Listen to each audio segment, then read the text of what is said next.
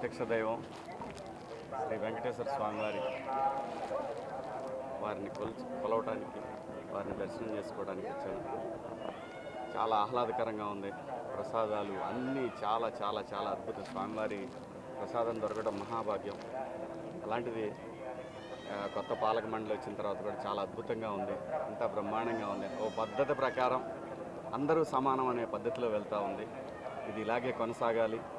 ఈ రాష్ట్రం పచ్చగా ఉండాలి. ప్రజలందరూ సంతోషంగా ఉండాలి. గోవిందా గోవిందా.